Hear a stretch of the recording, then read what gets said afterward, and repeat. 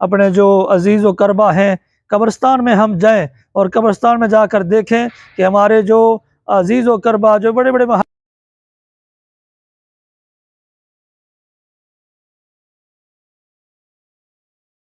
اعوذ باللہ من الشیطان الرجیم بسم اللہ الرحمن الرحیم۔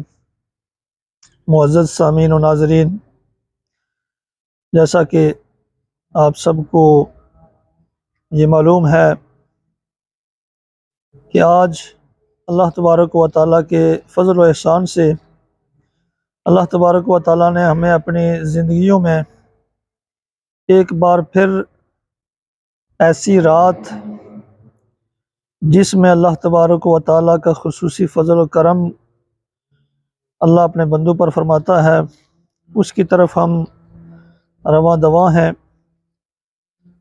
وہ رات جس کے حوالہ سے میرے اور آپ کے پیارے نبی صلی اللہ علیہ وسلم کا ارشاد گرامی ہے۔ آپ صلی اللہ علیہ وسلم ارشاد فرماتے ہیں کہ نصف شعبان المعظم کی رات جب سورج غروب ہو جاتا ہے تو سورج کے غروب ہونے سے لے کر طلوع آفتاب تک اللہ تبارک و تعالی اپنی شان کے مطابق پہلے آسمان پر جلوہ گر ہو کر اپنے بندوں سے مخاطب ہو کر اپنے بندوں پر نظر رحمت فرماتا ہے، اور اللہ تبارک و تعالی پہلے آسمان پر جلوہ گر ہو کر اللہ تبارک و تعالی کی طرف سے صدا لگائی جاتی ہے کہ ہے کوئی ایسا بندہ جو اپنی بخشش طلب کرتا ہو اور اس کی بخشش کی جائے؟ ہے کوئی بندہ جو کسی بھی پریشانی کے عالم میں ہے، اس کی پریشانی کو دور کیا جائے، اس کی بخشش کی جائے؟ المختصر کہ اس رات میں جو بھی جائز اللہ کی بارگاہ میں آرزو کی جائے، رب ذوالجلال اپنی شان کے مطابق وہ قادر مطلق ہے، بندے کی ہر جائز دعا کو اپنی بارگاہ میں شرف قبولیت فرماتا ہے۔ آج کی یہ رات جہاں بے پناہ برکتوں اور رحمتوں والی رات ہے، وہاں پر میرے اور آپ کے نبی صلی اللہ علیہ وسلم کا ارشاد گرامی ہے۔ آپ صلی اللہ علیہ وسلم فرماتے ہیں کہ اس رات بنی کلب کی بکریوں کے بالوں کے برابر اللہ تبارک و تعالی بندوں کو جہنم سے نکال کر جنت میں داخل فرماتا ہے۔ آئیں اس رات میں اور آپ اللہ تبارک و تعالی کی بارگاہ میں حاضر ہو کر ہم نوافل پڑھیں، ہم استغفار کریں، ہم اللہ سے اپنے گناہوں کی معافی مانگیں۔ اللہ تبارک و تعالی جب ہم اس سے اپنے گناہوں کی معافی مانگیں گے، گناہوں پر نادم ہو کر پکی توبہ کریں گے، اللہ تبارک و تعالی ہماری بخشش فرما دے گا۔ یہ رات بڑی بابرکت رات ہے۔ اس معاشرے میں اگر دیکھا جائے تو اتنی قیمتی رات، اتنی رحمتوں برکتوں والی رات کو یا تو ہم لغو کاموں میں گزار دیتے ہیں، یا پھر وہ جہالت کے دور کی طرح اس دور میں بھی ہم آتش بازی کرتے ہیں۔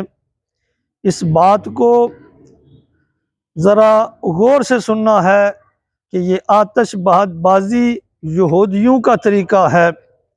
یہ آتش بازی اللہ تبارک و تعالی اور اللہ کے محبوب کو بالکل پسند نہیں ہے۔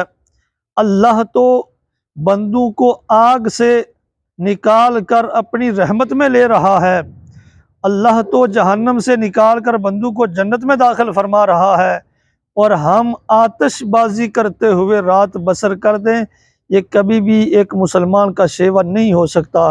پھر آج کی جو دن ہے، اپنے جو عزیز و قربا دنیا کو چھوڑ کر چلے گئے ہیں، ہمیں ان کی قبروں پر جانا چاہیے۔ سیدہ طیبہ طاہرہ سیدہ عائشہ صدیقہ سلام اللہ علیہا آپ فرماتی ہیں کہ یہی 15 شعبان المعظم کی رات تھی۔ اس دن اتفاق سے میری باری تھی سرکار کی بارگاہ میں حاضری دینے کی۔ سرکار اس دن میرے حجرے میں تشریف فرما تھے۔ اچانک میری آنکھ کھلی تو میں نے دیکھا کہ سرکار دو عالم صلی اللہ علیہ وسلم میرے حجرے میں نہ تھے۔ میں نے یہ خیال کیا کہ شاید سرکار دو عالم صلی اللہ علیہ وسلم ازواج مطہرات میں سے کسی اور کے ہاں چلے گئے ہیں۔ میں تلاش کرتی نکلی تو میں نے دیکھا کہ سرکار دو عالم صلی اللہ علیہ وسلم جنت البقیع میں موجود ہیں۔ وہاں سرکار دو عالم صلی اللہ علیہ وسلم آسمان کی طرف ایسے اپنا سر مبارک کر کے اللہ کے حضور دعائیں کر رہے ہیں۔ سیدہ عائشہ صدیقہ طیبہ طاہرہ فرماتی ہیں، میں نے پوچھا سرکار دو عالم صلی اللہ علیہ وسلم سے کہ آپ یہاں؟ آپ صلی اللہ علیہ وسلم نے فرمایا، عائشہ کیا آپ یہ سوچ رہی تھی کہ اللہ اور اس کے رسول کسی کے ساتھ ناانصافی کرتے ہیں؟ ہرگز ایسا نہیں ہے۔ آپ کو یہ خدشہ تھا کہ میں کسی اور ازواج کے پاس چلا گیا ہوں؟ ایسی ہرگز بات نہیں ہے۔ عائشہ کیا آپ کو پتہ ہے کہ آج نصف شعبان المعظم کی رات ہے؟ آج اللہ تبارک و تعالی بنی کلب کی بکریوں کے بالوں کے برابر بندوں کو جہنم سے نکال کر جنت میں داخل فرماتا ہے۔ اللہ رحم فرما رہا ہے، اور ہم اس رات کو غلب لغو اور بےہودہ کاموں میں گزار دیں، یہ کبھی بھی نہیں ہو سکتا۔ سرکار دو عالم صلی اللہ علیہ وسلم نے امت کے لیے ہر جگہ دعائیں کی، امت کے لیے ہر جگہ رو رو کر رب سے جو ہے التجائیں کرتے رہے، اور آج امت غفلت میں زندگی بسر کرے؟ ہرگز ایسا یہ ہو نہیں سکتا۔ ہمیں چاہیے کہ آج کی جو رات ہے ہم اپنے جو عزیز و قربا ہیں قبرستان میں ہم جائیں، اور قبرستان میں جا کر دیکھیں کہ ہمارے جو عزیز و قربا جو بڑے بڑے محلوں میں رہتے تھے، بڑے بڑے بنگلوں کوٹھیوں میں رہتے تھے، آج یہ چند فٹ کا گڑھا ہے وہ وہاں پر تشریف فرما ہے، اور اپنی موت کو یاد کیا جائے کہ وہ وقت دور نہیں ہے جب ہم بھی دنیا کو چھوڑ کر چلے جائیں گے۔